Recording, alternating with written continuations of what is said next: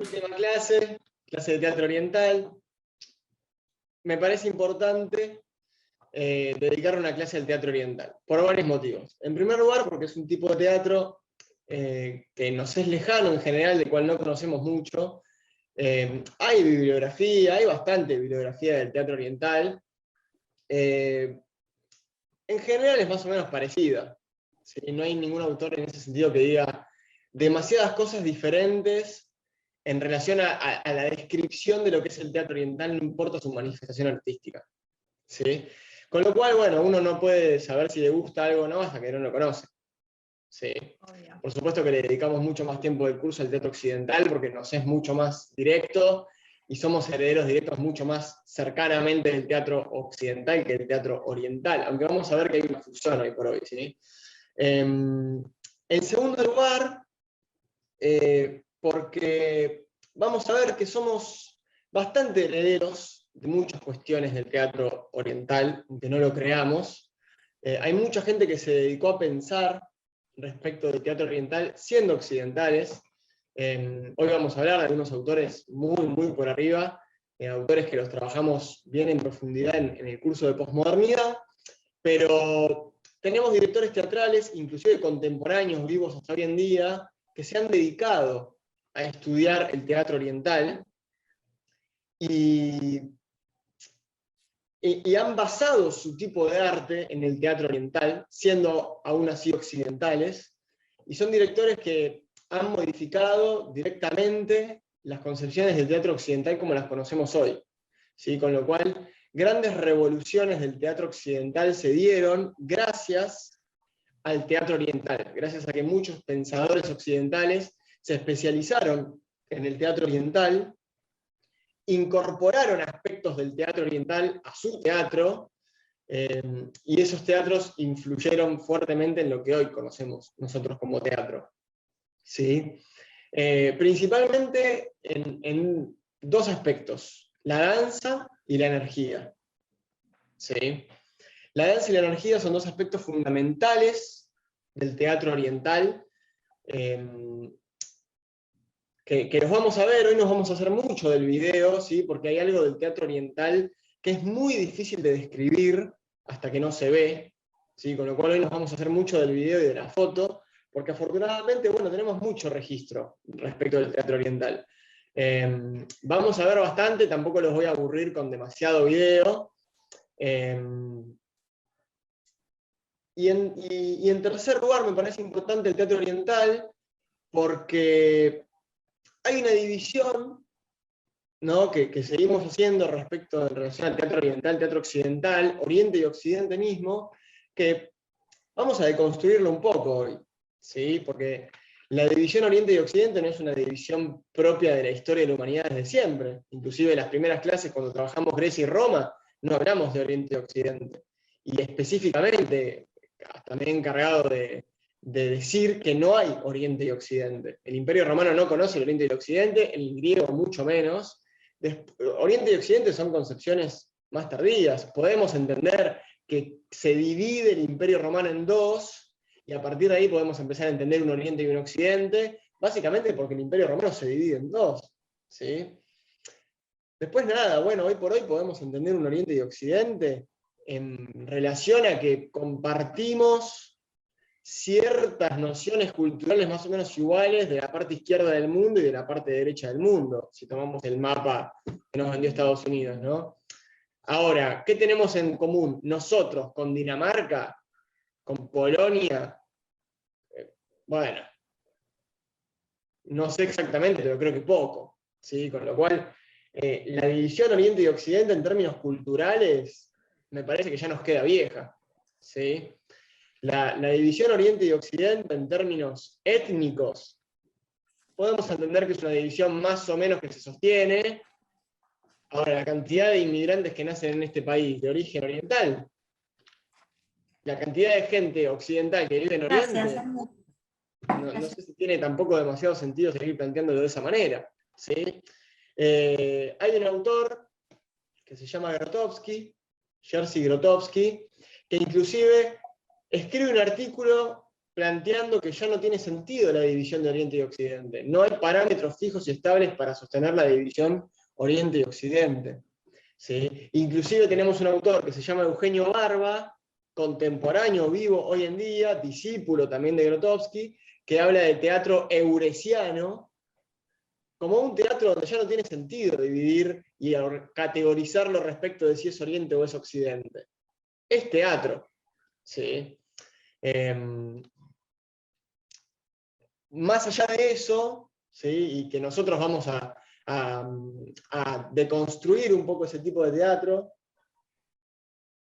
y tomar ciertas nociones y entender qué del teatro oriental podemos llegar a encontrar nosotros hoy en el teatro. La clase de hoy va a ser una clase donde en general vamos a romper con todas las concepciones de teatro con las que venimos trabajando, principalmente porque vamos a ver el teatro oriental en su estado puro. ¿Sí? En su estado puro. Con lo cual vamos a hablar prácticamente de todo lo contrario respecto de lo que venimos hablando. ¿Sí? Yo ahora les voy a mostrar un cuadrito muy simpático que yo hice, donde vamos a tomarnos un tiempo para describir y caracterizar el teatro oriental.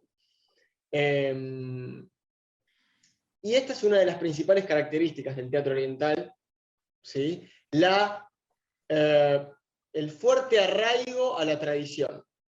¿Sí? Con nuestra cabeza occidental podríamos entender que el teatro oriental, hoy por hoy, es un teatro de museo. Es un teatro que se realiza exactamente igual que hace 600 años.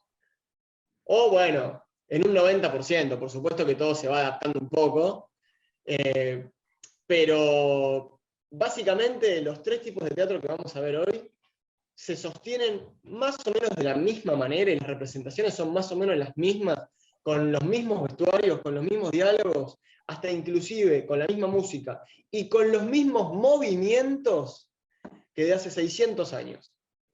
¿Sí? Esta es una característica muy importante y muy principal del teatro oriental. ¿Sí? Se sigue haciendo de la misma manera prácticamente desde que nació, más allá de que en los primeros años de cada teatro fue evolucionando y se fue refinando. Pero podemos entender que de hoy, 2021, a 600 años para atrás, se hace de la misma manera.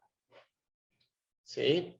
Con lo cual, cuando nos empecemos a desarrollar cada uno de los tipos de teatro que vamos a ver hoy, nos vamos a poner en un momento de la clase un poco más descriptivo, si se quiere, ¿sí? Donde vamos a tener mucho dato duro, ¿sí? Mucho nombre raro, que inclusive yo mismo voy a leer porque no me los acuerdo todos de memoria, porque son un montón y son dificilísimos. Y casi que les diría, les podría pasar un libro donde más o menos van a poder leer lo mismo que yo les voy a contar a ustedes, ¿sí? Porque la descripción del teatro es la misma, ¿sí? Y es totalmente impoluta en relación al que lo escriba. Es solamente una descripción técnica y objetiva, si se quiere, aunque no me gusta la palabra, de cómo es el teatro, de cómo es la obra, de cómo es un escenario, de cómo se visten, ¿sí?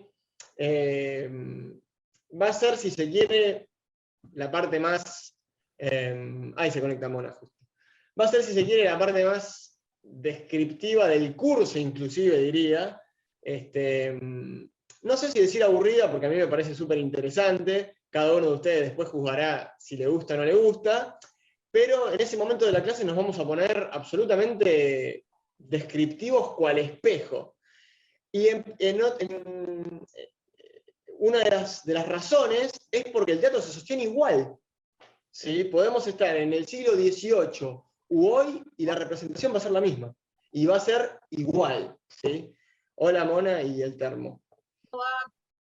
¿Todo bien?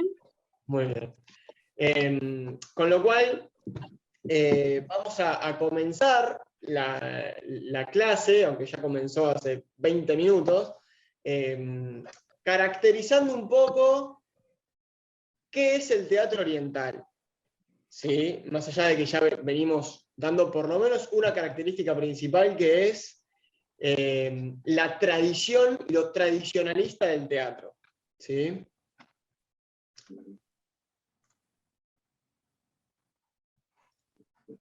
Nico, te hago una pregunta, por ahí lo vas a decir ahora con las características, pero como que de dónde nace, o sea, el origen, pero igual por ahí lo decís con las características. El origen del teatro oriental. Sí, El origen del teatro oriental está básicamente originado en la danza. ¿Sí? La danza va a ser una de las características principales del teatro oriental, y muchas veces, en general, lo que nosotros hoy entendemos como teatro, ¿sí?, propiamente dicho, es un refinamiento de la danza que responde muchas veces a cuestiones contextuales de la época, que igual las vamos a trabajar hoy, ¿sí?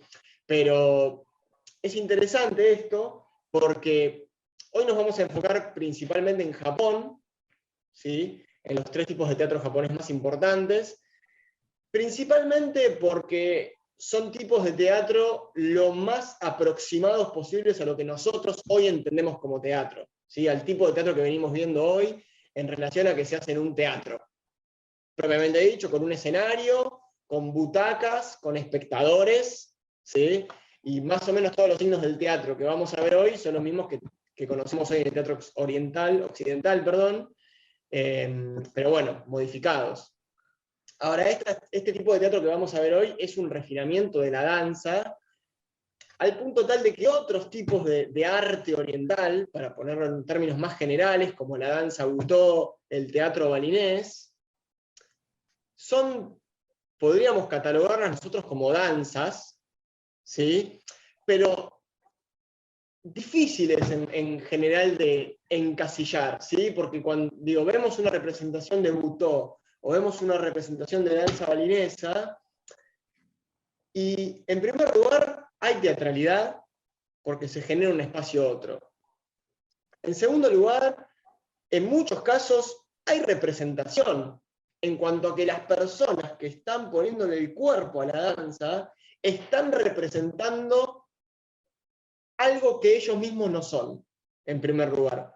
Dioses, deidades, fuerzas, ¿sí?, porque en general el teatro oriental, el arte oriental y el teatro propiamente dicho, la danza también, tiene como característica un fuerte arraigo a la tradición, y la tradición es fundamentalmente religiosa.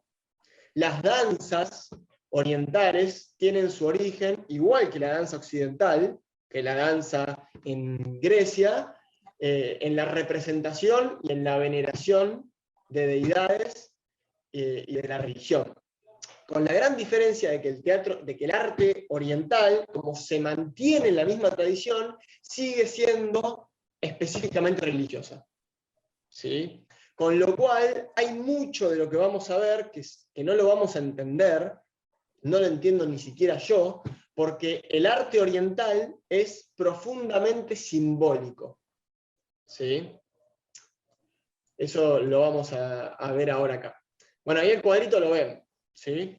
Esta es una división general de lo que nosotros entendemos como teatro occidental y teatro oriental.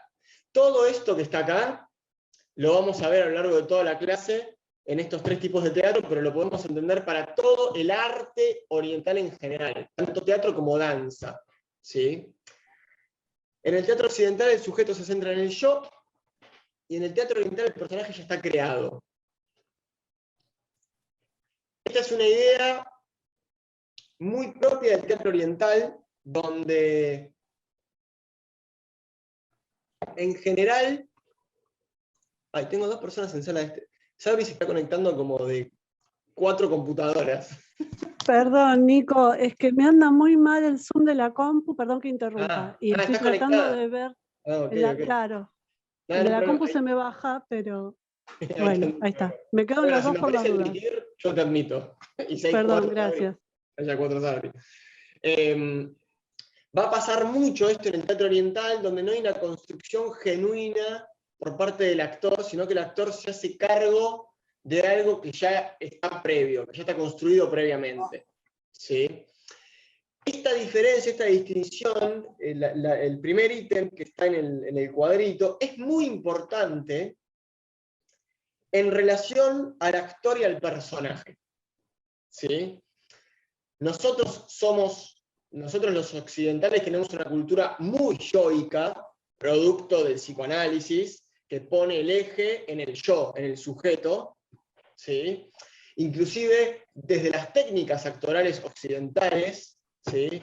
Para los que están haciendo el de posmoderno lo saben, la técnica de Stanislavski, la técnica de Serrano, la técnica de Strasberg, todas las técnicas occidentales que dicen básicamente, bueno, el sujeto, el que crea el personaje, ¿sí? Es uno el que parte de su individualidad y construye en base a circunstancias, objetivos, conflictos, etc., una situación dramática. Y después, bueno, uno, de acuerdo a la técnica actoral, se compenetra más o menos con el personaje, ¿sí? Inclusive desde el distanciamiento brechtiano, que no hay compenetración con el personaje, también se crea la obra, inclusive partiendo desde el yo, ¿sí? Ahora, esta concepción del yo es totalmente occidental. El oriental no parte de una concepción tan yoica, tan individual, sino que parte de una cuestión más comunal, ¿sí? Donde lo que se pone en juego son fuerzas, son ideas, son tipos, ¿sí? Son roles que se ponen en juego, con lo cual no hay una construcción de personaje en términos occidentales porque no hay individualidad puesta en esa construcción. Nosotros acá en Occidente podemos ver 40 Hamlets diferentes, ¿sí? Y van a ser 40 Hamlets diferentes y no va a haber un Hamlet igual al otro por más que tengan el mismo texto, porque cada uno le pone su impronta y su subjetividad, y sobre todo la técnica en base a la cual uno estudió. ¿Sí? Hoy por hoy, en Occidente tenemos por lo menos 4 técnicas actorales que podemos estudiar a grandes rasgos, depende de la escuela a la que vayamos, y no van a ser iguales las construcciones. ¿Sí? Ahora, en el teatro oriental, todos los personajes ya están delimitados, estructurados, caracterizados, y el arte del actor consiste en recrear de la manera lo más fiel posible ese personaje ya como está estructurado. Al punto tal de que si vamos a ver una obra del Teatro No, y la semana que viene vamos a ver la misma obra con otros actores, no tendríamos que darnos cuenta que cambió el elenco. Tendríamos que ver la misma obra. Con lo cual, el éxito, si se quiere, o el fracaso de la obra, está en la reproducción lo más fiel posible de la obra. ¿Sí? Perdón, Nico, ¿te puedo hacer una pregunta? ¿Tiene que ver también con la dirección de la obra? Solamente con el actor. Tiene que ver con la dirección. Hay un director, pero no hay un director como lo entendemos nosotros hoy, como una persona que organiza y sistematiza todos los signos del teatro en función de un mensaje. ¿Sí? El director, en todo caso, se encarga de reproducirlo, que se reproduzca lo más fielmente, digamos. De que la reproducción sea lo más fiel posible. No hay subjetividad ni siquiera del director. Claro. Y el director tiene toda la obra en la cabeza. Claro. Y porque a veces también no es solamente en lo actoral que varían las obras, también en las direcciones, ¿no? Uno ve una obra dirigida por determinado director, o lo mismo pasa con las películas, y es de una forma, y a veces de otra. Por eso te pregunto. El director ciñe digamos, a algo que ya está predeterminado en este caso. Inclusive nosotros hoy por hoy podemos ir a ver una obra solamente porque sabemos cuál es el director. ¿Sí? Yo voy a ver todas las obras de Emilio García Huevi solamente porque es Emilio García Huevi. No me importa ni de qué se trata la obra, sé que va a ser espectacular lo que hace. Acá no importa. En todo caso, un director puede tener más o menos fama en relación a la posibilidad que tiene él de dirigir para que la obra sea lo más fiel posible a la tradición. Pero no hay subjetividad en ese sentido. De eso deriva el segundo ítem, que es que en Occidente hay una identificación con el personaje actor. ¿Sí? Hoy por hoy podemos entender que Al Pacino haciendo Scarface es excelente porque de repente no está Al Pacino ahí. Hay un sujeto otro creado que podemos entender que en cuanto más alejado está de la personalidad de Al Pacino, mejor está y más mérito tiene. ¿Sí?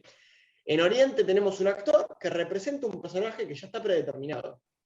¿Sí? Que ni siquiera muchas veces puede elegir qué hace en el escenario. Inclusive hasta los movimientos ya están pautados. ¿Sí? Por eso el teatro oriental, una de las características principales es la precisión del movimiento. ¿Sí? Movimiento que deriva en acción muchas veces. ¿Sí? Por eso en Occidente la acción tiene sentido por su objetivo. ¿Sí? Es decir, a grandes rasgos, lo importante en el teatro occidental no es que el personaje logre su objetivo, sino lo interesante es todo lo que hace para lograr su objetivo por más que no lo alcance. ¿Sí? Inclusive las mejores obras de teatro, los personajes no alcanzan su objetivo. Pero ¿qué es lo lindo? Ver todo lo que hacen para conseguirlo, ¿sí? Y en el hacer le aparecen nuevos obstáculos, y vos vas viendo cómo los vas sorteando. ¿Sí? Entonces nosotros le damos mucho valor a cómo se comporta un personaje. No pensemos la acción solamente en términos de lo físico, de lo que se ve, sino que la acción la entendemos como un comportamiento consciente y voluntario que tiende a conseguir un objetivo. ¿Sí? Es un comportamiento. Nosotros hoy entendemos a las personas en base a su comportamiento, sin más ni más. ¿Sí? En el teatro oriental, la acción es en sí misma, se concentra en la forma. No importa el objetivo de la acción, importa la delicadeza y la precisión con la cual está hecha la acción. ¿Sí? Y en ese sentido, no es solamente la acción física, sino que también es el comportamiento. Ahora, el comportamiento en Oriente tiene que ver con poner una calidad de energía en el cuerpo diferente a la cotidiana. ¿Sí? Por eso el siguiente ítem, es el acento se pone en qué acción se realiza, ¿sí? Es decir, qué cosas hace el personaje, y en Oriente el acento está puesto en la energía de esa acción, no en la acción. La acción es siempre la misma, siempre hace esto. Ahora hay una calidad de energía diferente en el acto de hacer esto, y ahí es donde se concentra el actor oriental. ¿Sí? La energía va a ser el punto más importante que vamos a trabajar hoy, y lo vamos a ir deconstruyendo un poco para entenderlo. Que bueno, también es difícil, ¿sí? Porque digo, ¿cómo juzgamos la energía puesta en una obra que vamos a ver en YouTube? Bueno, ahí ya tenemos una primera dificultad, que es que nos queda lejano la muestra de este teatro, por más que lo podamos ver en una pantalla. ¿Sí? La energía es algo que se percibe mucho más en vivo y con la comparecencia física que en un video. ¿Sí? Pero bueno, más allá de eso, vamos a observar calidades de movimiento y precisión que se logra, es todo un estudio que se logra a través de el dominio de la energía en el espacio. ¿Sí? En Occidente podemos contener elementos poco sémicos, es decir, hay una literalidad en los sistemas sígnicos del teatro occidental que más o menos permiten que todos entendamos qué es lo que está pasando. ¿Sí? Es decir, agarrar un vaso es agarrar un vaso, ¿sí? Esto es una campera que me abriga. Si yo tengo una campera puesta, a lo sumo, a nivel sígnico puedo entender que hace frío. ¿Sí? Pensemos que el signo es la unión de un significado y un significante. El significante es la cosa en sí, ¿sí? Bueno, en este caso la cosa campera, y el significado es lo que nosotros le atribuimos a la campera. Nosotros entendemos que si tenemos un buzo puesto, porque hace frío, porque si hace calor, no tengo un buzo. Así que, si bien hay un signo, es un signo, no quiero decir menor, porque no hay signos mayores y signos menores, ¿sí? Por lo menos en el sistema sígnico sasuriano, que es con el que nos manejamos todos. Pero es un signo más o menos común, que no necesitas tener demasiada cultura o demasiado conocimiento específico para entenderlo, ¿sí? En cambio, en el teatro oriental, todo es signo, ¿sí? El ropaje es un ropaje específico, cada movimiento responde a un movimiento específico, la música responde a un tipo de música específica, los diálogos responden, las máscaras responden, los colores en la escena responden, cada uno a una cosa en particular, ¿sí? No hay nada puesto en el teatro oriental porque sí. Nada, absolutamente nada, ni siquiera la posición de las luces, ¿sí? Todo en el teatro oriental, todos los signos del teatro, como los describe Cousin, el maquillaje, la iluminación, el gesto corporal, el cuerpo en el espacio, la vestimenta, la utilería, todo en el teatro oriental tiene un porqué específico, que responde en general a tradiciones milenarias, ¿sí? Con lo cual, cuando veamos los videos, capaz que no vamos a entender un pomo, ¿sí? Pero tenemos que entender que todo lo que está puesto ahí y no en otro lado o no de otra forma por algo en particular. Todo en el teatro oriental significa por fuera de la cotidianeidad, ¿sí? Que tiene que ver con la tradición y con la cultura oriental, ¿sí? El teatro occidental, bueno, podemos entender que está centrado en la palabra, esto lo venimos trabajando en el curso, ¿sí? Hoy por hoy entendemos que la palabra es un signo más, ¿sí? Pero en general, cuando vamos al teatro hay texto, ¿sí? Y en general la acción se entiende y se sucede a través del texto, ¿sí? Si vamos a poner una obra de teatro, en general vamos a poner una obra de teatro en base a un texto. Todo el teatro que nosotros venimos leyendo es teatro de texto. En todo caso podemos entender que está mejor o peor representado, y seguramente si vamos a ver una mala obra de teatro, vamos a ver actores recitando, ¿sí? Por eso existen técnicas. Pero el texto sigue siendo un eje central en general en el teatro occidental, ¿sí? Mientras que en el teatro oriental no importa tanto el texto, sino el sentimiento. Pero no es sentimiento en términos de sentimiento como lo conocemos nosotros, como un actor que realmente se emociona.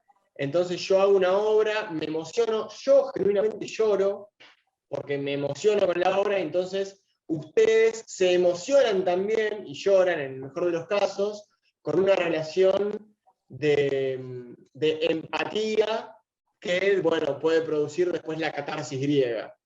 El sentimiento en Oriente está mucho más centrado en la realización de los movimientos que dan a entender un sistema sígnico que se traduce en emociones y en sentimientos. ¿Sí? Sentimientos, no emociones. La palabra es sentimiento, ¿sí? Porque emoción me remite directamente al sentimiento que me invade y me emociona. El sentimiento es más específicamente alegría, tristeza, pero puesto en signo. No tenemos un actor que se emociona, tenemos un actor que a través de la precisión del movimiento nos muestra los signos que nos dan a entender el sentimiento. ¿Sí? Nosotros nos quedamos un poco afuera de eso, pero podemos entender que el oriental, o la persona que conoce a fondo la cultura oriental, le pasan cosas con esa obra que tal vez a nosotros no nos van a pasar porque nos quedamos afuera en relación a la tradición. ¿Sí? ¿Se entiende esto? ¿La diferencia entre emoción y sentimiento? Bien. Esto es un poquito lo que hablamos al principio, Gaby. Hay un relativismo del director, y hay una importancia del director y de los signos no lingüísticos en cuanto a la posibilidad que tiene el director de llevar a cabo eso lo más fiel posible. ¿Sí?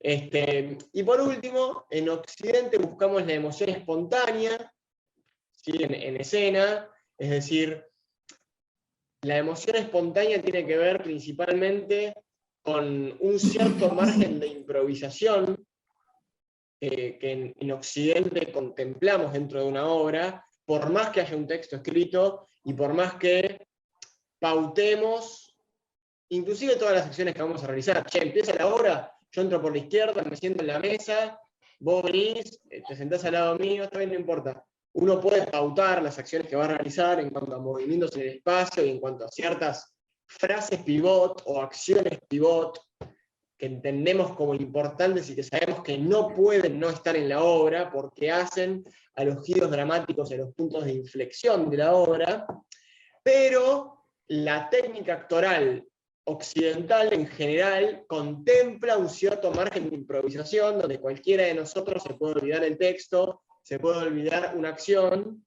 y entendemos que un actor tiene que resolver en escena y adaptarse para que la obra siga adelante. En todo caso, si nos comimos un pedazo de obra, bueno, no importa, el público no sabe, pero la obra tiene que continuar. The show must go on. ¿Sí? Después nos cagamos a puteadas porque te olvidaste la parte de la obra, pero hay un margen de imprecisión que el teatro occidental contempla, y en general los buenos actores están formados y preparados para adaptarse al aquí y ahora.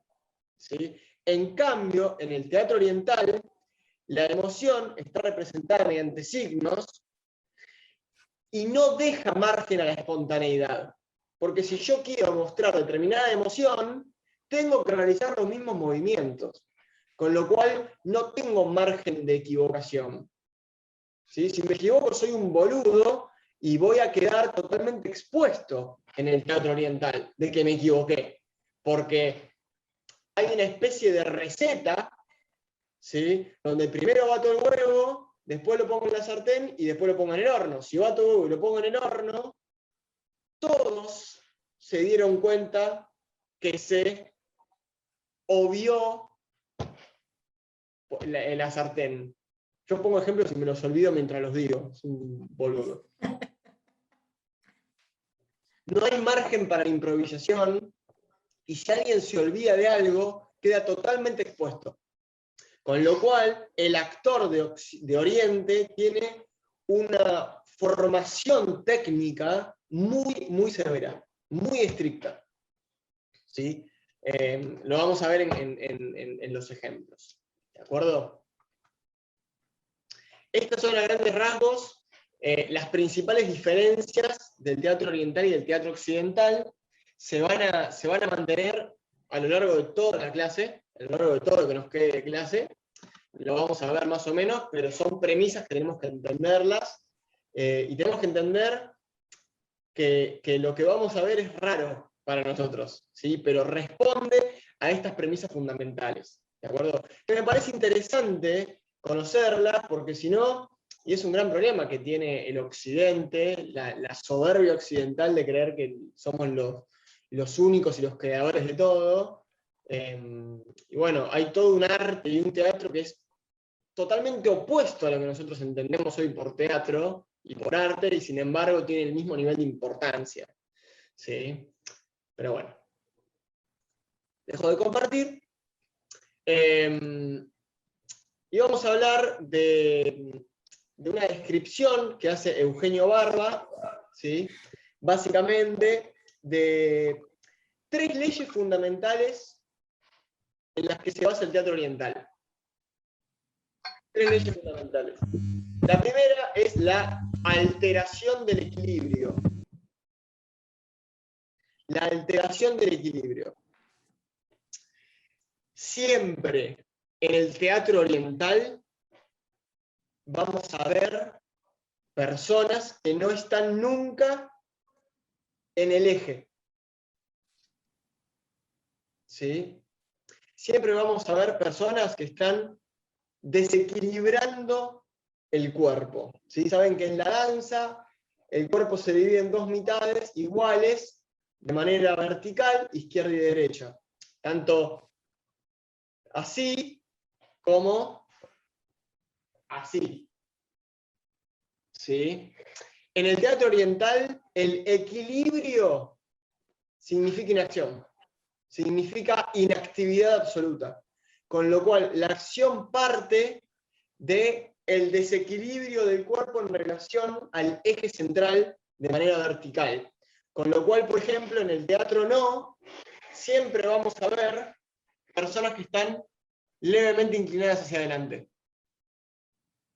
¿Sí? Porque esto marca sígnicamente la acción propiamente dicha, además de que pone el cuerpo en una determinada tensión y permite el afloramiento de la energía de manera no convencional. ¿Sí? Esto nos lleva al segundo principio, que es el principio de oposición. El actor oriental trabaja constantemente por oposiciones. La principal oposición del actor de teatro oriental es una oposición entre la irradiación de la energía y la contención de la energía. ¿Sí?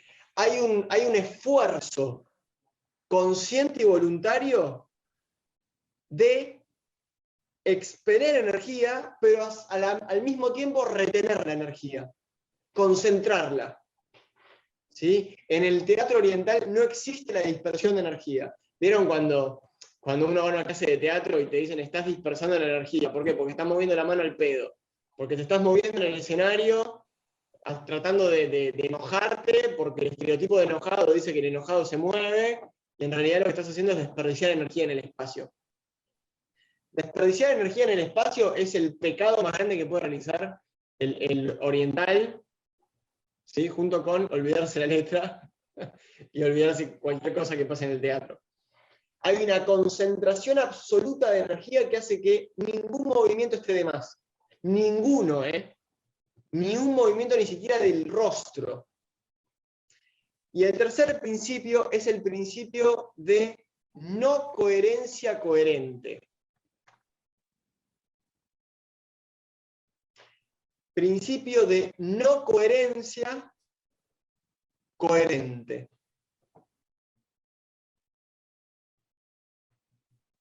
¿Qué quiere decir esto? Para el actor oriental, para controlar la energía de esta manera, necesita una técnica que no solamente es extra cotidiana, sino que es muchas veces contraria a la cotidianidad. Es decir, el actor oriental emplea en general una fuerza y una cantidad de energía contraria a la que utiliza en general en la vida para realizar el mismo movimiento. ¿Sí? Levantar una cosa en la vida cotidiana me requiere un cierto esfuerzo, que en general es el mínimo de esfuerzo que necesitamos para realizar esa actividad. ¿Sí? Nadie anda por la vida derrochando energía y agarrando el vaso y presionando el vaso y tensando todo para tomar, porque me canso el pedo. ¿Sí? Todos realizamos, o mejor dicho, utilizamos en la vida cotidiana el mínimo de energía requerido para realizar una acción. No importa cuál sea. Levantarme. Voy a hacerlo con el menor esfuerzo posible. El oriental, en el teatro, realiza todo con una cantidad de energía y de esfuerzo totalmente contraria a la cotidiana. Es decir, emplea una cantidad de energía y de esfuerzo para realizar todo lo que hace enorme. Enorme. ¿Cómo? A través de una técnica, ¿sí? Que principalmente acá en Occidente la desarrollan Grotowski y Barba, ¿sí? Pero básicamente es un juego de oposiciones. Oposición entre soltar y retener. ¿Sí? Oposición entre una gravedad para abajo y una espina dorsal que nos mantiene erectos.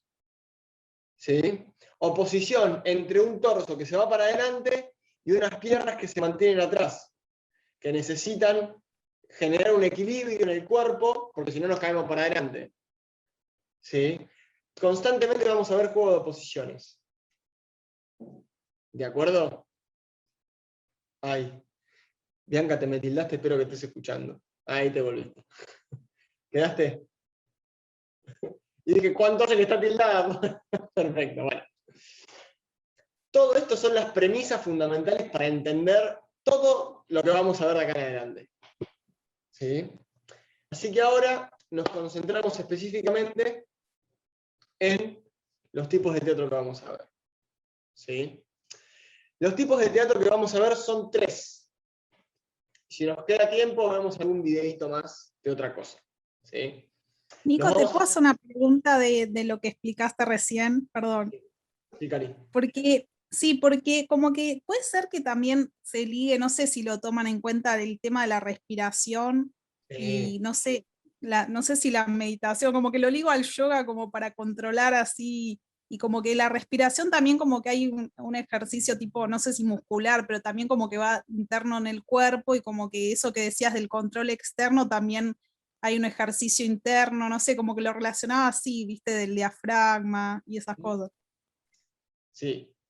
La respiración es fundamental para el manejo de la energía. Cualquiera que haya hecho un cursito cualquiera de energía o de teatro físico, va a ver que está totalmente centrado en la respiración. Y hay toda una teoría respecto de la respiración, que no la vamos a ver hoy porque no viene al caso. La trabajamos mucho en posmoderno, pero por ejemplo, Artaud divide la respiración en 6. La energía la divide en 6, de acuerdo a la cábala. ¿Sí? La respiración macho, femenino, andrógeno, en relación a eso es pasiva, activa, neutral, en 6.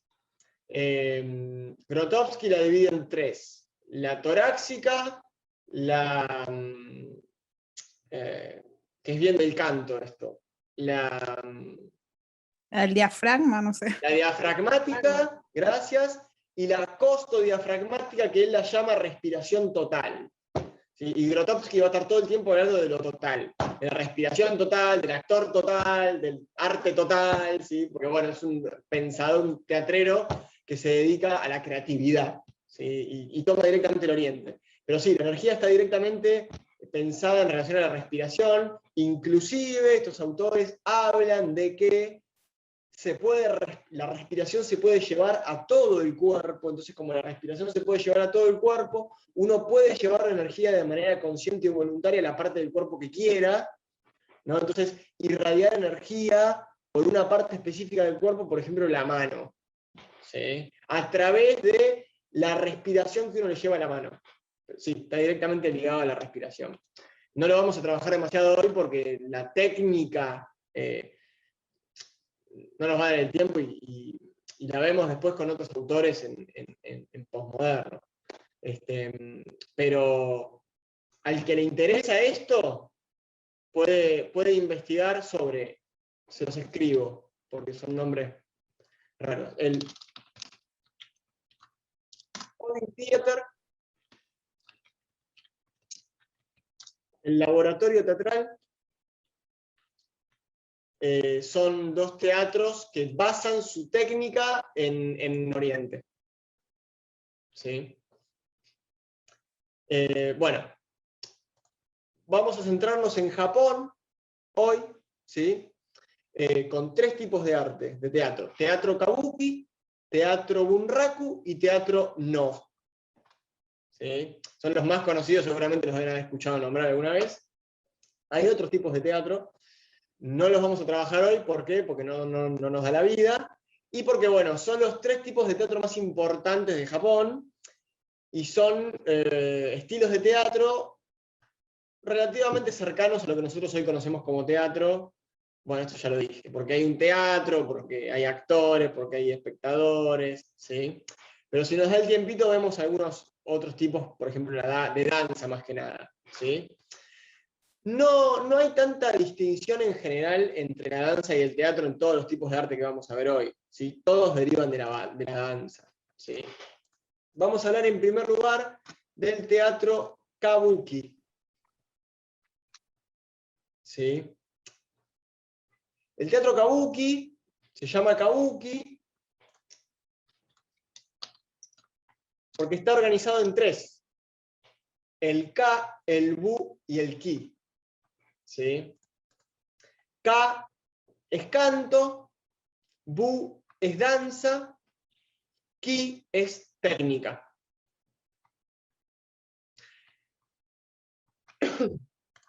Técnica que nosotros la asociamos mucho al ki, ¿sí? Es decir, energía en el tiempo y en el espacio, básicamente, ¿sí? En el teatro kabuki, la energía se traduce como koshi. Koshi es cadera, ¿sí? ¿Por qué? Porque el teatro oriental, en general, toma determinados centros energéticos. El más importante está en la cadera.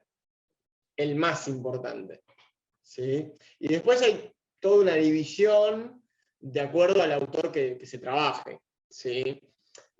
Por ejemplo, Grotowski dice que lo más importante son los ijares, ¿sí? Que son como los huesitos del costado de la cadera. Entonces la energía, él dice que se aloja ahí, y son 2 fuentes de energía, porque tenemos 2 huesitos de la cadera, que se mezclan de una determinada forma, y de ahí pasan a distintos puntos.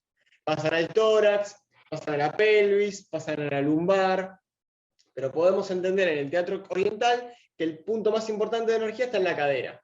Por eso, cuando veamos ahora los videos, tenemos que pensar en el cuerpo en relación a la cadera, ¿sí? La cadera, vieron que el cuerpo es un vértice, divide el torso de las piernas, ¿sí? Entonces, en general las técnicas teatrales orientales se basan en, si esta es mi cadera, la cadera como eje y como bisagra que orienta el cuerpo de una determinada manera, ¿sí?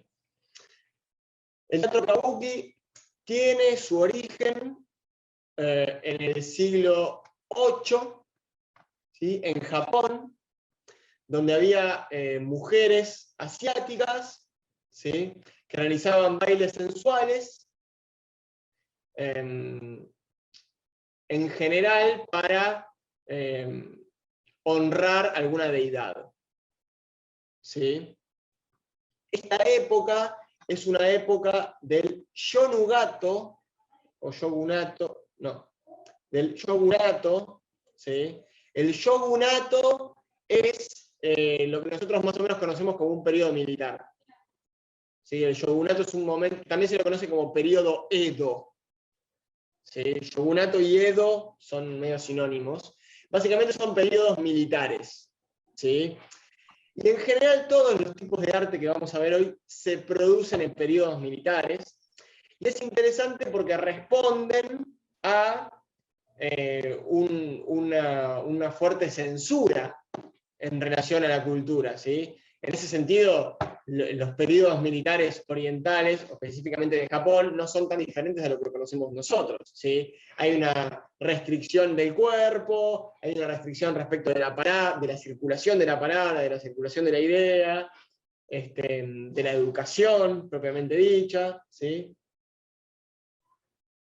Con la diferencia de que acá estamos hablando del siglo VIII, después de Cristo, ¿sí? Siempre después de Cristo. Surge como una danza, y específicamente en el siglo XVI se conoce a este tipo de danza como danza kabuki, cuando una señorita llamada Okuni baila el kabuki odoni, un tipo de danza particular, ¿sí? Que se empieza a refinar y empieza a tener una cierta intención. Pensemos que durante el siglo XVI está prohibido que las mujeres actúen, ¿sí? Con lo cual, este tipo de danza empieza a tener cada vez más una intención representativa, actoral, como respuesta a la imposibilidad que tienen las mujeres de actuar, ¿sí?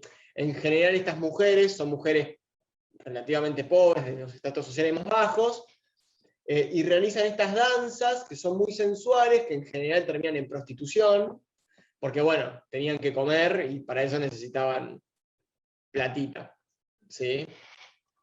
Son grupos de mujeres nómades, ¿sí?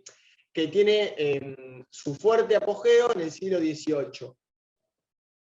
¿Sí? En general, los tres tipos de teatro que vamos a ver hoy tienen su apogeo en el siglo XVIII, XVII, XVIII. ¿Sí?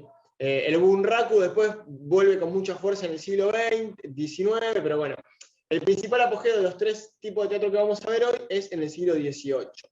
¿Sí?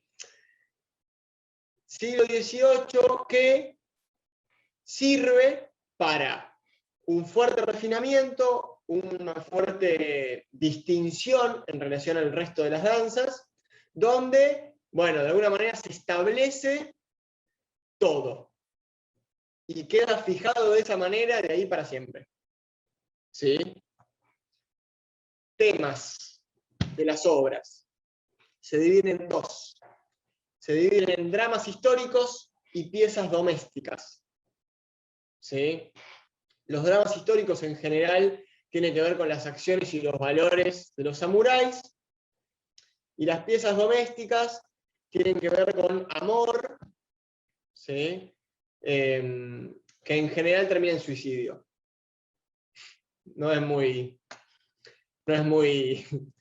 alegre. Este tipo de teatro seguía siendo muy sensual y muy erótico, con lo cual el gobierno lo censura y lo prohíbe, ¿sí? Se reabren después los teatros de nuevo porque hay mucha presión social, sobre todo porque a los samuráis les gustaba mucho, entonces bueno, vieron que los samuráis tenían mucha importancia.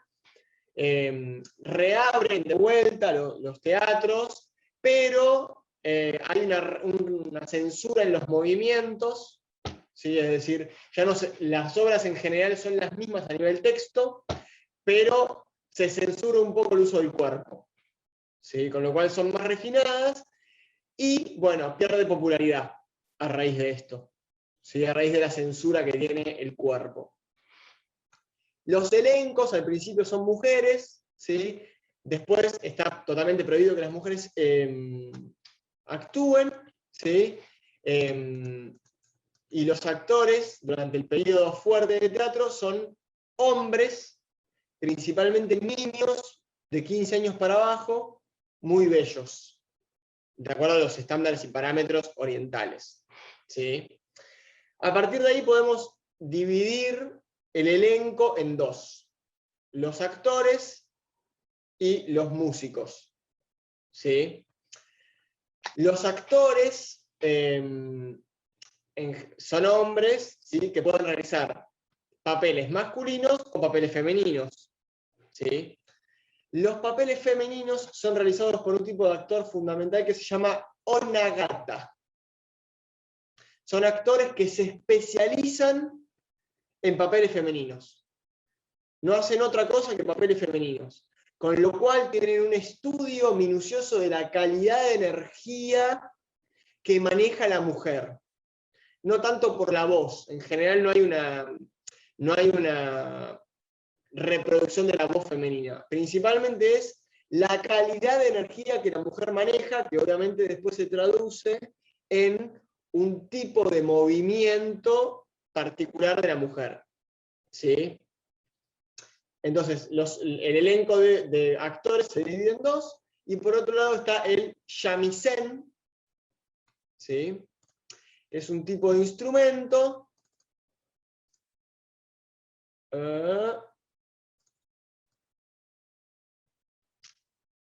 que les voy a mostrar a continuación, que es este.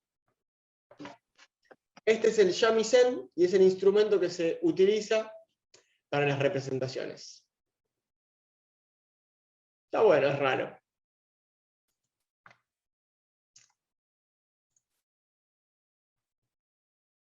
Vamos a ver un poco la técnica, no la técnica. Les voy a mostrar dos videos donde quiero ver, por un lado, el Ka, el Bu y el Ki, ¿sí? Danza y técnica, ¿sí? Lo vamos a ver a continuación.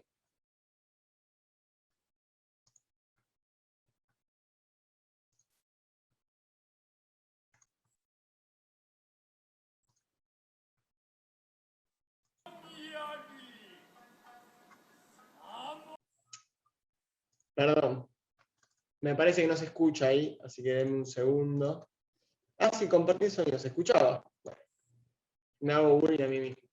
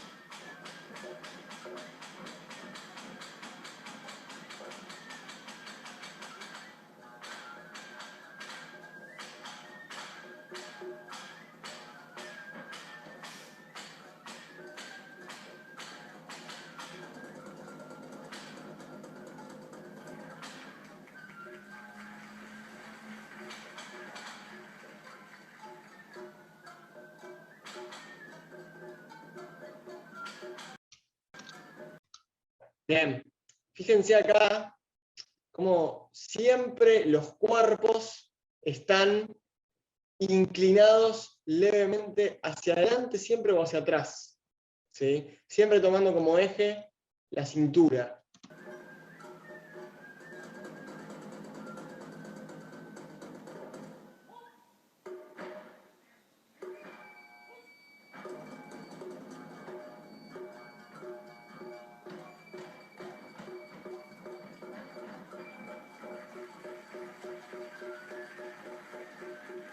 Ahí está el Jean-Michel.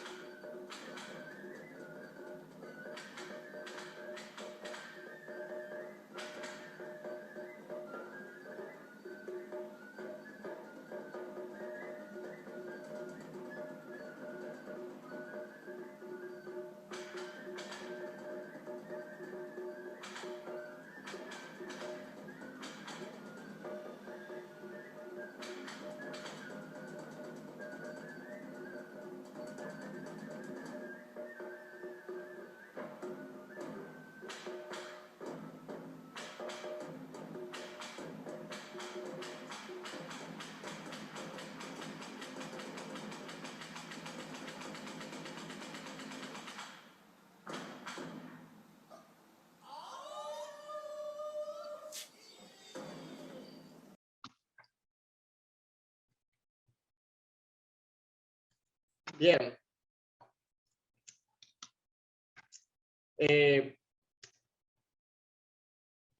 ¿Los músicos podrían no estar mirando la obra de teatro? Y tendrían que pegar exactamente los golpes donde van. ¿Sí? Más allá de que acá, bueno, por momentos le pegan justo, por momentos no. En la técnica pura, los músicos saben perfectamente toda la notación musical y los momentos donde van los golpes, con lo cual deberían pegarle a cada uno de los golpes de las espadas, por ejemplo, sin necesidad de mirar. ¿Sí? A ese nivel de precisión debería llegar el teatro oriental.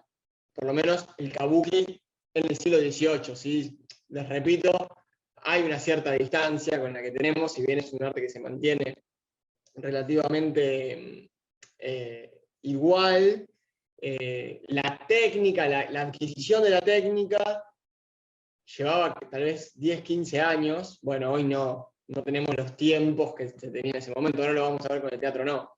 ¿Sí? Pero me interesa destacar el nivel de precisión de movimientos, aún teniendo todos esos trajes gigantes, la importancia de las máscaras, ¿sí? Y la importancia de los colores también, ¿de acuerdo? Porque el blanco siempre va a ser el personaje principal, porque el blanco delimita pureza, ¿sí? Y los recursos visuales, vieron que son los mínimos indispensables, y sin embargo, se entiende y significa perfecto, ¿de acuerdo? Ahora les quiero mostrar otro video en relación al canto. ¿Sí? Es que no tiene tanta calidad de imagen, pero me interesa el canto y la relación con la música. ¿Sí?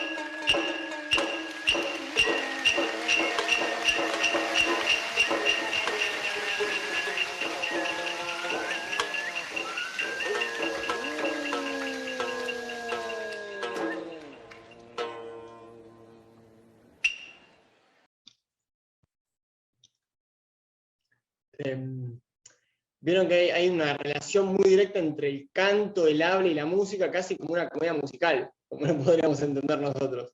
¿Sí? En general, en las obras, los momentos de mayor tensión tienen mucha música, ¿sí? Y los momentos más descriptivos, y los momentos donde la historia, si se quiere, avanza un poco más, la música decae un poco y pasa más por el plano oral. ¿Sí? Pero hay una comparecencia absoluta, que para nosotros tal vez es muy común si vimos cualquier película de comedia musical, pero bueno, hay algo que se nos pierde, pero hay que estar ahí en vivo, ¿sí? Y presenciar eso. Hoy particularmente lo que pasa es que se pierde el ki, se pierde la técnica, ¿sí? Lo que pasa particularmente con el kabuki es que, como dicen algunos autores, se occidentaliza, con lo cual hay algo de la precisión un poco que se pierde, en los movimientos, en la música pegando justo con el golpe, particularmente tiene que ver con eso. ¿Sí? Pero es uno de los teatros más importantes, ¿sí? de Oriente, que distingue me parece uno importante porque hace una distinción entre, por un lado, la técnica, por otro lado, el canto y por otro lado, la danza. ¿Sí? Los actores del kabuki tienen años de preparación, o deberían tener años de preparación en cada uno de estos aspectos. En el ka, en el bu y en el ki. Y en base a el aspecto en el que mejor se desarrollen, es el rol que les toca en la obra. ¿Sí? Con lo cual, el papel es totalmente impersonal. ¿Sí? Es un poco lo que hablamos al principio. No hay physique du rôle. ¿Sí? El actor desarrolla el personaje para el que mejor está preparado, en base al canto, a la danza o a la técnica. ¿De acuerdo? Son 7:15. ¿Quieren hacer una pausita de 2 minutos? A ver, la gente que ve la obra, ¿dónde aprende el significado de la técnica y la danza? En general son personas autóctonas del lugar. Son japoneses, ¿sí? O orientales que comparten la misma cultura y entienden cada uno de los movimientos. Inclusive a mí se me escapan muchos, ¿sí? Pero bueno, está bueno lo que decís, porque por más que a nosotros nos parezcan movimientos que nada, no sé, se mueve para la izquierda, y no, la mano acá simboliza una cosa en particular. Por eso hay un aplauso eufórico, porque cada cosa significa algo particular. Tampoco vendría el caso saberlo todo eso, porque nos lo vamos a olvidar, ¿sí? Lo importante es entender la precisión y que cada cosa significa. Bueno, hacemos una pausita de 2 minutos, ¿sí? Vamos al baño, se preparan un café, y seguimos. Vamos con el teatro no. No se escribe N-O, se escribe N-O-H, porque si no pareciera que es un teatro negador, ¿sí? Es el teatro clásico de Japón y emblemático de Japón. Decimos teatro japonés, decimos teatro no. ¿Sí? Es el más importante. Hay más de 400 obras de teatro no, ¿sí? O 240, no sé, un número enorme de obras, ¿sí? Que hasta el día de hoy se siguen realizando las mismas, ¿sí? La mayoría de las obras fueron creadas por un padre y un hijo, que son los creadores del teatro no. Kanami y Ozumi. No, Kanami y Seami, perdón. Todo esto igual después se los paso escrito, quédense tranquilos. ¿Sí? Es el teatro más refinado y más simbólico de todos. ¿Sí? Cuando veamos los videos, sí vamos a ver acá un refinamiento absoluto en la técnica. ¿Sí? Tiene orígenes religiosos, obviamente, ¿sí? Particularmente tiene orígenes chamanísticos. ¿Sí? Saben que los chamanes eran estos tipos que a través de, sobre todo, el consumo de algunos alteradores de la conciencia, ¿sí? Llegaban a estados de conciencia elevados y superiores donde encontraban verdades últimas, verdades elevadas. ¿Sí? El teatro no es el más importante de todos, en primer lugar por esta característica,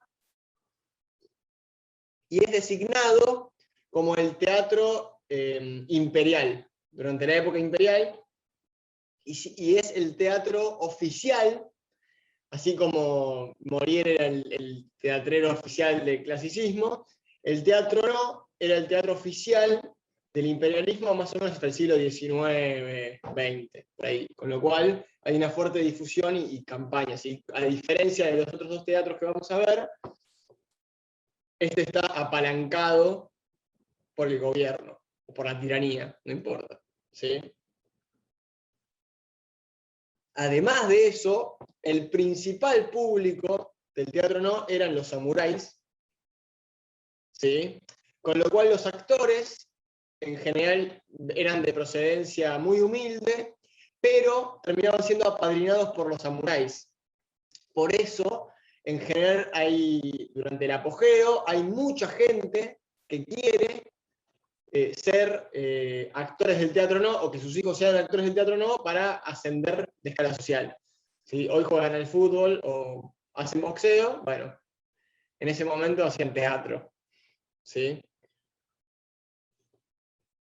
Tenemos mucha info respecto del teatro no, porque es el más difundido, así que vamos a dedicarnos a los signos, ¿sí? A cada uno de los signos, o por lo menos a los principales signos del teatro. ¿De acuerdo?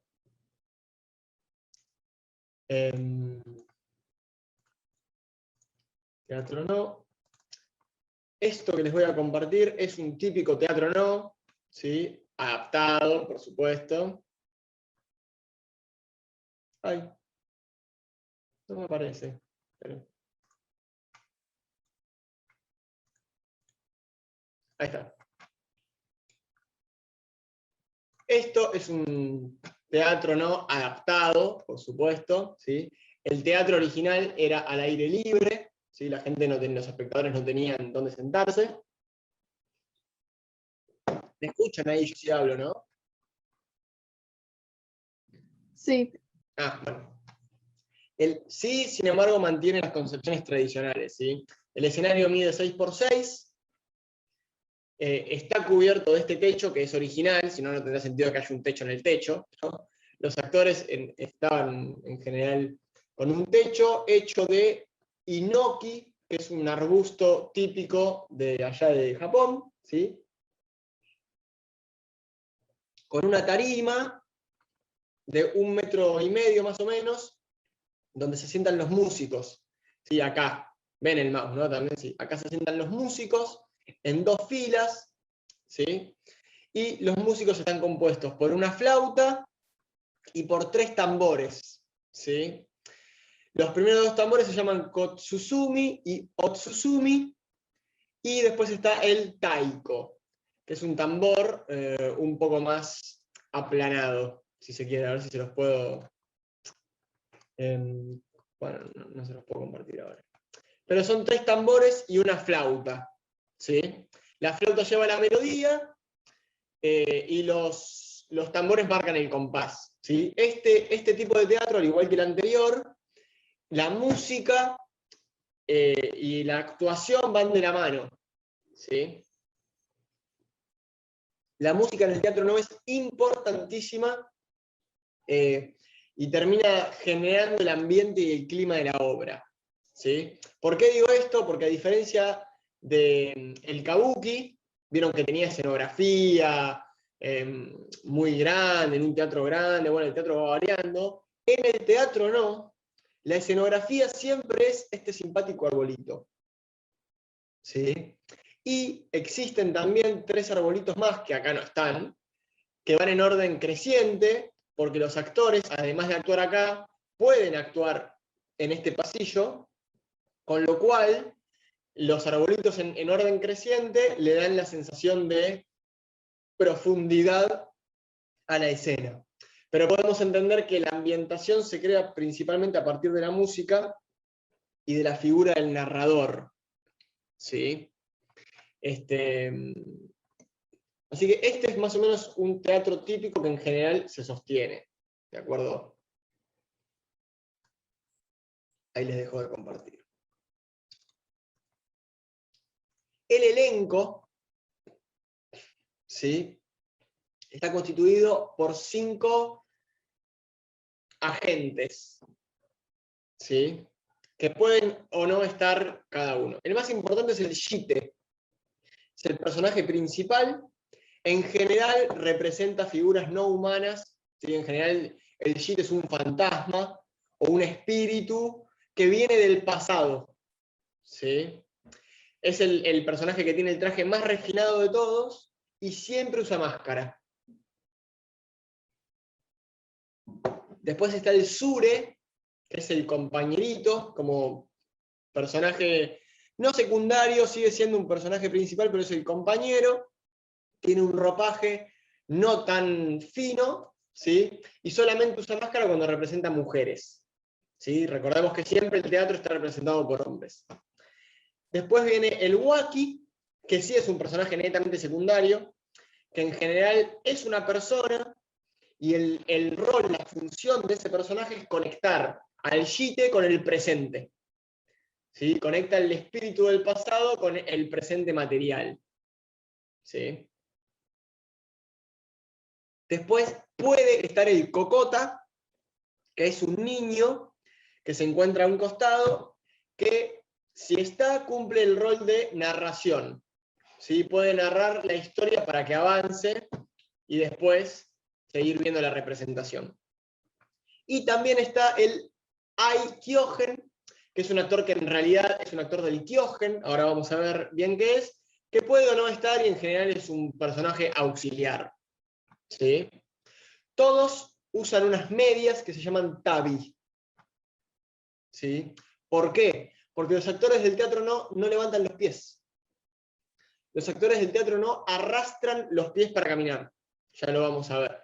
Pero eso tiene que ver con que en general los actores siempre se encuentran en esta posición, ¿sí? Lo que sería así el cuerpo,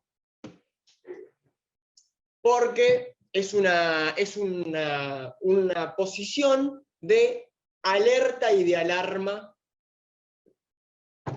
actoralmente. ¿Sí? Es una posición de acción, es como la posición del corredor cuando está a punto de correr, está así apoyado y levanta el culo.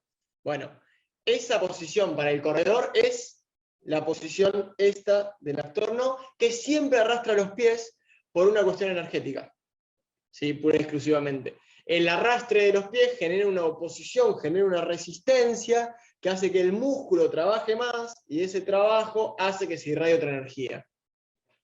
¿Sí?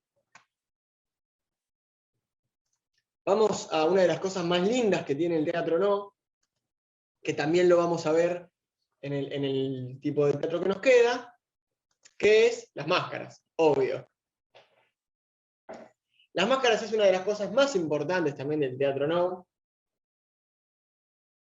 ¿Por qué? Porque nos delimitan el tipo de personaje al que estamos asistiendo, ¿sí? Siempre pensemos a los personajes como tipos, como funciones, ¿sí? No de manera personal. Las máscaras se dividen en masculinas, femeninas y demonios. ¿Sí? Claramente nos damos cuenta cuáles son los demonios, ¿no?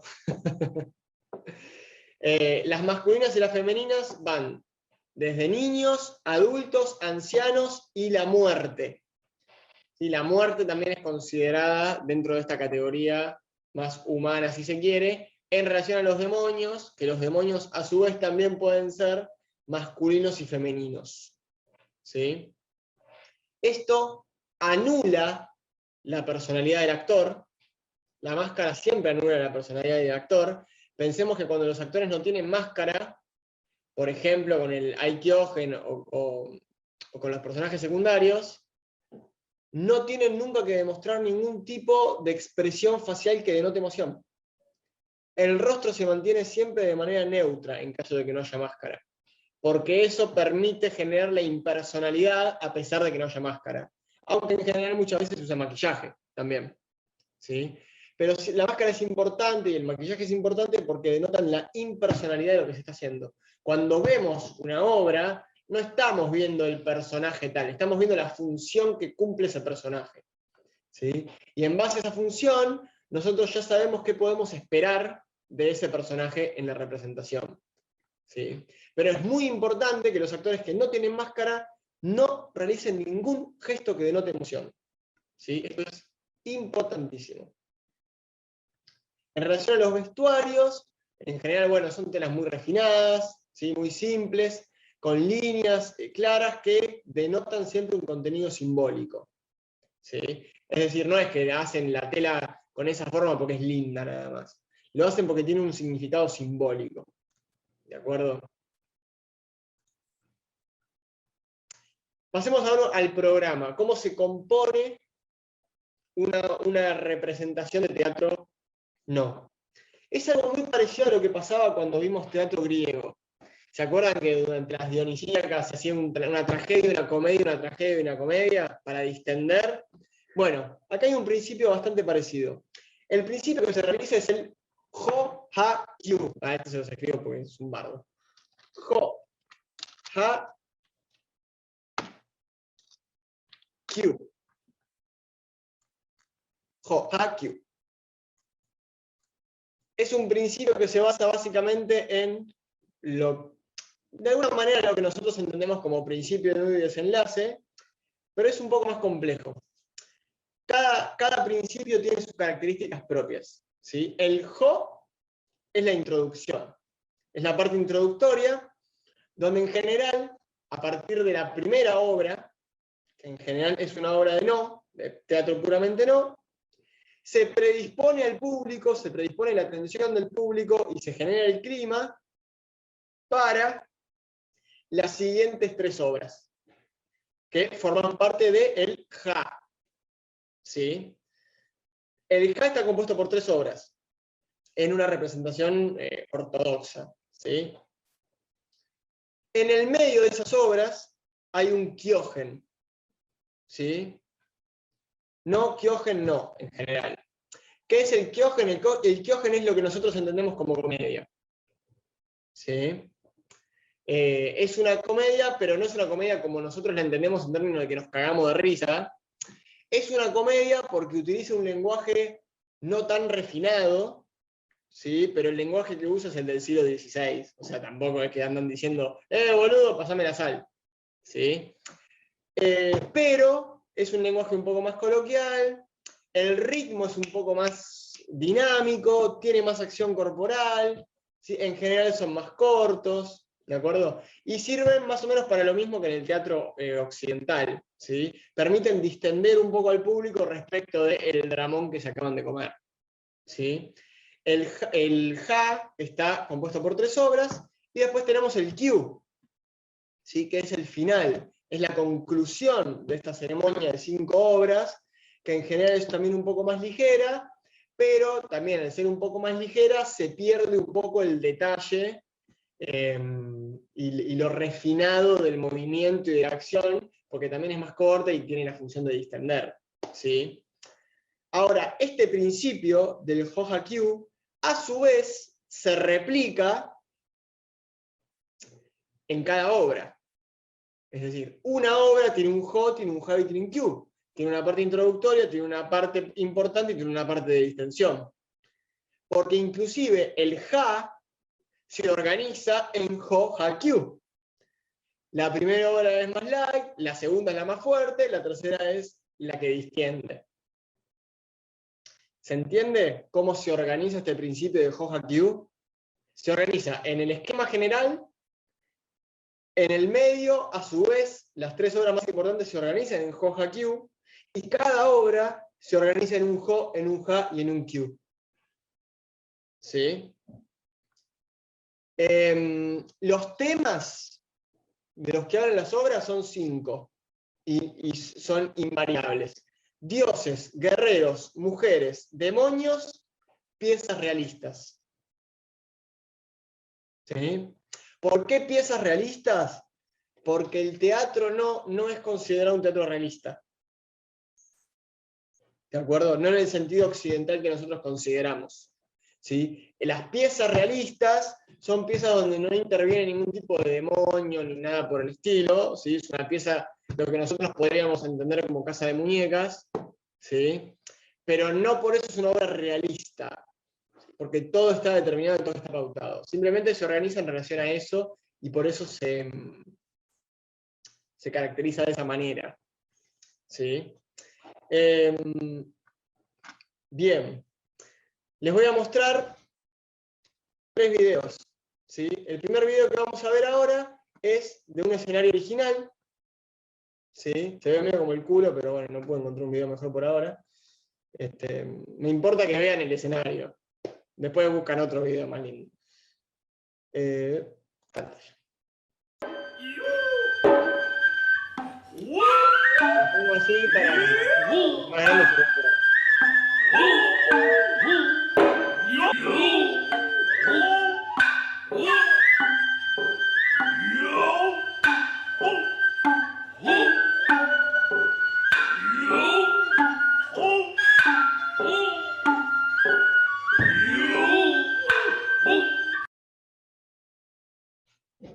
Bien.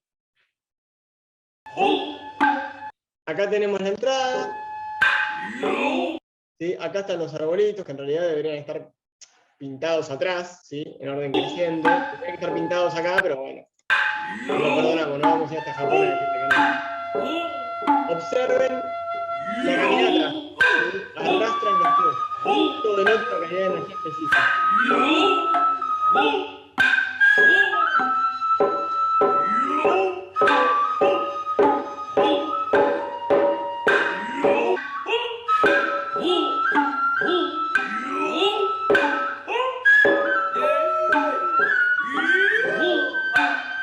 Acá está el coro, ¿sí? Las dos filas de coros.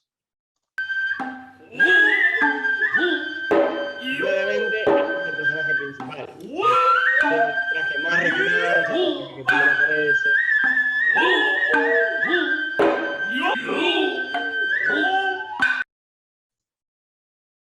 Bien. Esto igual es un teatro adaptado. Creo que es el mismo teatro que les mostré en la foto, inclusive, ¿sí? Pero bueno, por lo menos para ver la disposición de las personas en escena, ¿sí? Ahora les voy a mostrar un video donde vamos a ver en detalle la precisión del movimiento del actor del no, ¿sí? Y este se ve en HD, obvio. Dejé el mejor para el final. Sí, pero si no pongo compartir pantalla.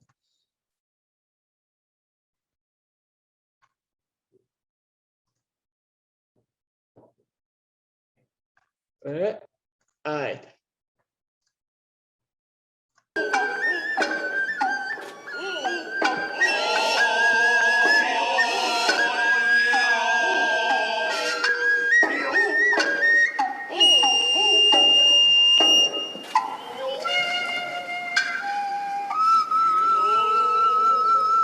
Respeta la estructura, ¿sí? Si bien no es el mismo tipo de teatro, respeta la estructura, ¿sí? El coro, la música y los actores que entran por acá, ¿sí? Siempre en general, por más que no sea en el teatro específico, se respetan las posiciones.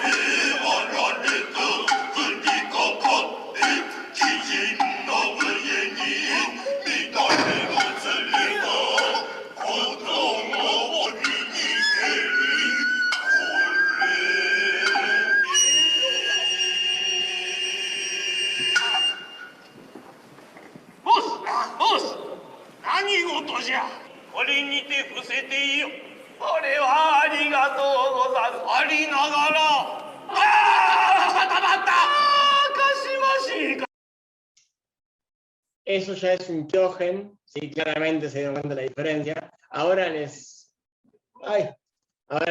muestro específicamente un kyogen, que claramente hay una diferencia enorme.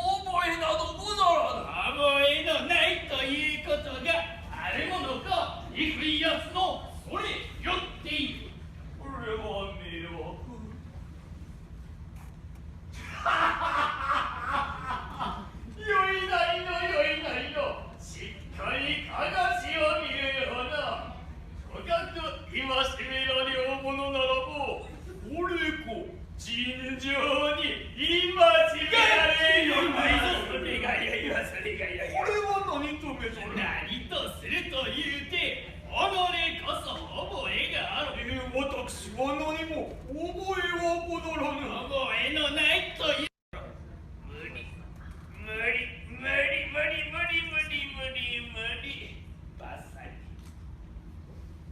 こりゃうまそうな匂いがするわこの方までも良いかがするわいつもの杯で一つ食うでまず飲まいてやらせ飲まいてくれあ飲めそれそれそれそれそれそれそれそれそれそれそれそれ飲めたか飲めたわ飲めたわことのほかうまい酒じゃこの度は身どもが飲もう何とそのような手入れ酒が飲まれるものか飲まいでよと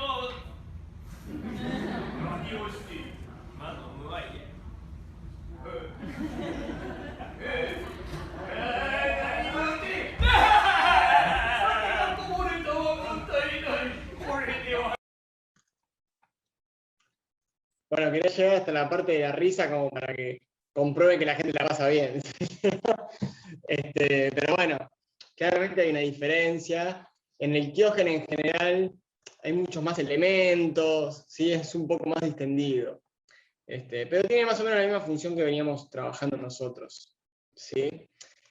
Pasamos ahora al tercer tipo de teatro que vamos a ver, que es el teatro Bunraku, que es totalmente diferente a las puestas en escena que venimos viendo, ¿sí? El teatro Bunraku es un teatro de muñecos y está considerado al día de hoy el teatro de muñecos más refinado del mundo, ¿sí?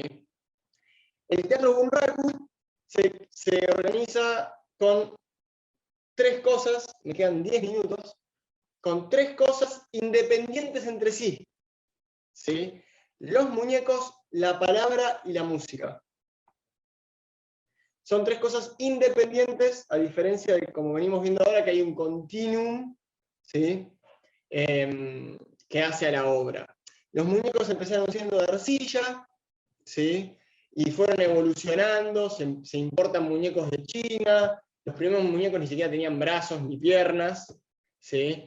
Después se incorporan los brazos, después las piernas, o al revés, después los brazos, después las piernas, después se hacen muñecos articulados, ¿sí?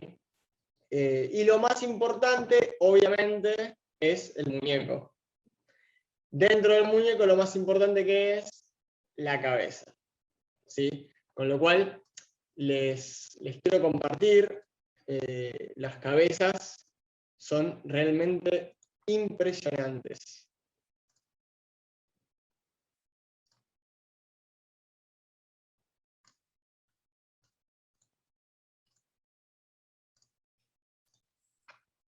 Bien. Ahí tenemos diferentes tipos de cabezas, ¿sí? Las cabezas pueden pesar entre 5 y 25 kilos, ¿sí? Es un montón.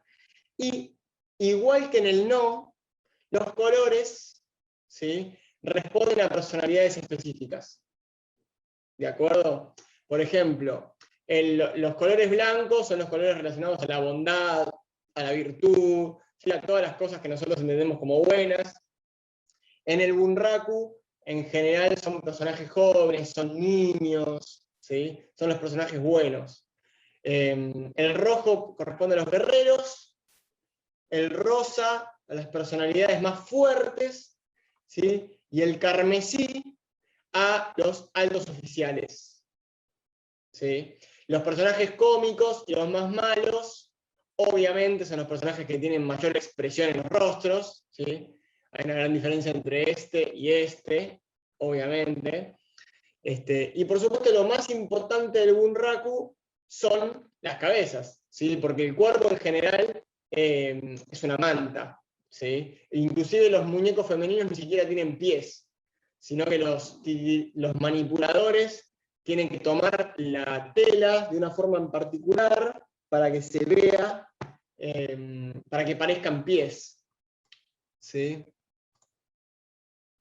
Acá tenemos una foto, estos son los manipuladores, ¿sí? Los manipuladores en un principio eran 2 nada más, y luego pasaron a ser 3, ¿sí? ¿Por qué? Bueno, porque el entrenamiento de los actores del Bunraku empezaba a los 7, 8 años y duraba unos 15 años. ¿Sí? Cuando recién se iniciaban, lo que hacían era hacer en medio de los che pibe del actor, del manipulador principal, que es el que manipula la cabeza y el brazo derecho. Entonces le mandaban a hacer el té, a limpiar los zapatos. Medio una relación como lo que pasaba con Nietzsche y con, ¿cómo se llama? Con Wagner. Saben que Nietzsche era fanático de Wagner y lo conoció, y Wagner lo tenía de che pibe a Nietzsche. Y bueno, después Nietzsche le dijo anda a la mierda y anda a cagar, pero bueno. Después, una vez que ya tienen mucha experiencia, pueden manipular el brazo izquierdo, ¿sí? Los pies, y después de muchos años más recién pueden pasar a ser el actor principal. ¿Sí? El actor principal se llama Omosukai, en general está de manera más elevada que el resto, porque tiene que manejar la cabeza, que es lo más difícil y lo más pesado, tiene unos zancos, ¿sí? Y tiene un tipo de tela diferente en el cuerpo, aunque siempre es negra. ¿Sí?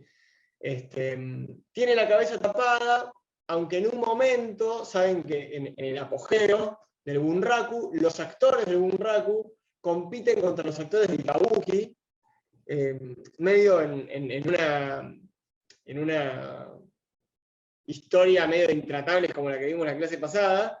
Entonces el público empezó a presionar para que el actor principal se saque la máscara, porque aparecía y lo aplaudían y todo.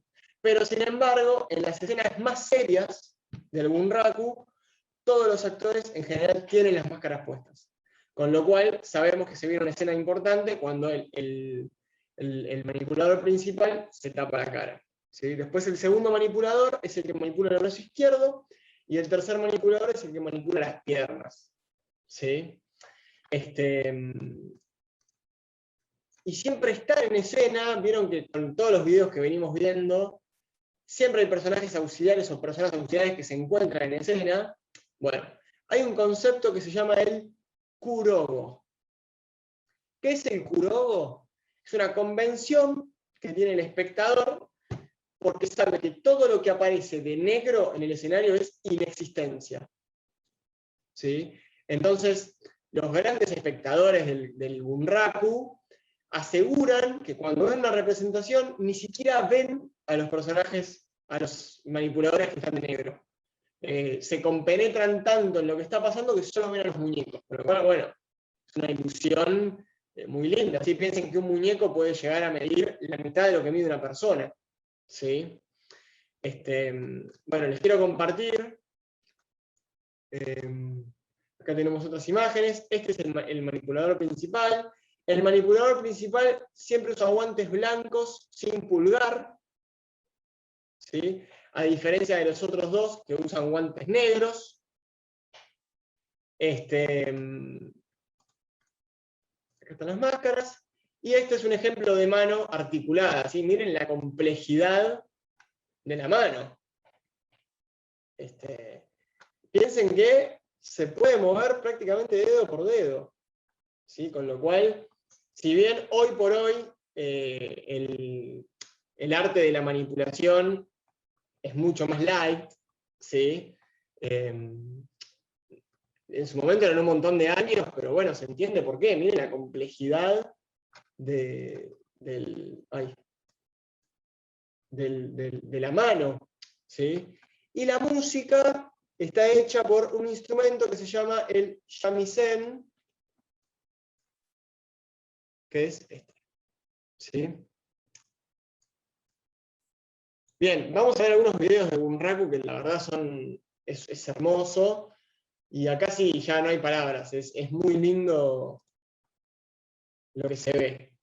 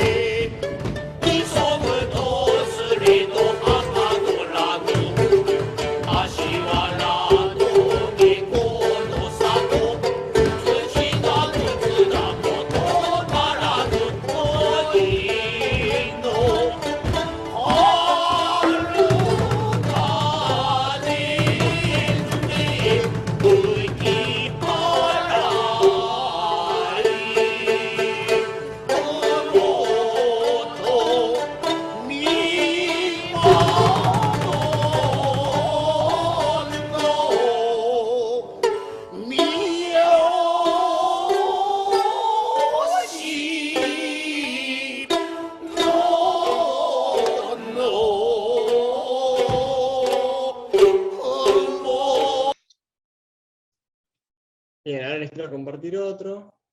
No, este. Ah, era este. Bien. Acá está nuestro amigo Harry Styles. Bien. ¿Vieron es muy impresionante, ¿sí? No es el escenario original. El escenario original del Bunraku era un escenario giratorio, ¿sí? Y más tarde se hace otro escenario giratorio del costado para la música y el acompañamiento, porque como son artes independientes muchas veces dentro de la representación del Bunraku, por momentos uno se maravilla mirando el espectáculo de muñecos, por momentos se maravilla escuchando y viendo la narración, el canto y la música, ¿sí? Son tres artes independientes que se van complementando por momentos, ¿sí? Pero bueno, la verdad es muy lindo. Los temas son más o menos parecidos, ¿sí? En general son dramas serios, tiene la duración de 1 hora, ¿sí? Y bueno, con esto vimos por lo menos 3 de los artes más importantes de Oriente. Para mí lo importante de mostrar esto es, en primer lugar, si bien ya lo dije un poco, mostrar que hay un tipo de arte totalmente distinto al que venimos viendo, ¿sí? Con lo cual nos permite un poco relativizar todos los conceptos que venimos viendo y la importancia que le damos a las cosas, y también entender que muchos pensadores teatrales de Occidente generan revoluciones en el teatro occidental basándose en el teatro oriental, ¿sí? Con lo cual seguimos con la premisa nadie inventa nada, ¿sí? De hecho, la palabra revolución, el primero que la usa es Copérnico, ¿sí? Para hablar del movimiento continuo que tienen los astros. Es decir, revolución no es algo nuevo en su origen etimológico, sino que tiene que ver con una repetición, ¿sí? Y en general las revoluciones que hemos visto nosotros hasta ahora tienen que ver con un retorno a lo anterior o con una incorporación de algo que ya existe, ¿sí? Con lo cual me parece importante poner en tela de juicio la idea de lo nuevo, de lo novedoso. Vieron que en general en Occidente estamos como constantemente buscando lo nuevo, lo novedoso, la idea, lo diferente. Nadie inventa nada, chicos. Desde Grecia hasta hoy se repite. El Renacimiento es un retorno a lo griego, el clasicismo es un retorno a lo griego. Muchísimos directores teatrales que vemos en posmodernidad toman el teatro oriental que existía hace 800 años para generar una ruptura. Digo, ¿ruptura hasta qué punto? Si esto ya existía, ¿sí? Y bueno, con esta clase le mandamos un saludo a nuestro amiguito que nos criticó tanto ahí en la foto, que a mí no me interesa, no le doy pelota, pero lo quiero traer a colación porque es como un caso muy, muy emblemático, porque vieron que al argentino le encanta opinar y sobre todo emitir juicios de valor sobre cosas que no conoce. Porque una cosa es opinar, opiniones tenemos todos, ahora otra cosa es emitir un juicio de valor como si fueses un jurado respecto de algo que no conoces, y al argentino le encanta emitir juicios de valor sobre cosas que no conoce, ¿sí? Y como a mí no me gusta hablar sin saber, y aparte soy un nerd, me gusta hablar de las cosas que sé, con lo cual cada uno ha tomado este curso con el motivo que quiera, pero me parece importante para mí saber que ustedes a la hora de hablar de teatro, por lo menos ahora más tienen herramientas. Tienen herramientas para hablar de eso y tienen una autoridad para hablar del tema. ¿Sí? Que después se puede profundizar más, se puede profundizar menos. Escríbanme y les puedo pasar bibliografía de todo lo que hemos visto hasta ahora, libros enteros, ¿sí? Pero me parece importante hablar con conocimiento, porque me parece que es uno de los grandes problemas que tenemos en la sociedad de hoy. Todos somos opinólogos y sabemos de todo y en realidad no sabemos nada, ¿sí? De hecho, yo sé muy poco de la vida. Yo sé 3 o 4 cosas que son a las que me dedico, ¿sí? Del teatro sé un montón, y después del resto no sé nada, ¿sí? Pero porque me dedico a esto. Y cuando hablo de esto. Y del resto digo, mira, la verdad no sé, si querés opino. Con lo cual, me parece importante que ustedes a partir de hoy sepan que pueden hablar de todo esto con conocimiento, ¿sí? Con experiencia. Porque me parece que si queremos construir un teatro nuevo, un teatro diferente, y bueno, lo tenemos que hacer conociendo el teatro de antes. ¿sí? Con conocimiento y con experiencia, y ojalá que también les sirvan estos conocimientos para la hora de ir a ver una obra de teatro, entender que todo eso que están viendo, que parece re loco, y re performático, y re disruptivo, ya fue pensado hace 1000 años, ya está re comprobado, re hecho, ¿sí? Con lo cual está bueno relativizar un poco la idea de lo nuevo y de lo vanguardista. ¿Sí? La vanguardia ya no existe más, chicos. ¿Sí? Desde que se inventó la performance, la vanguardia no existe más.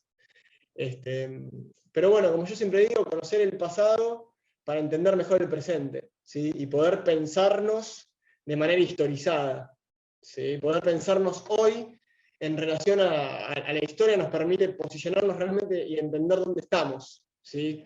En un momento de arte ahora tan particular, ¿no?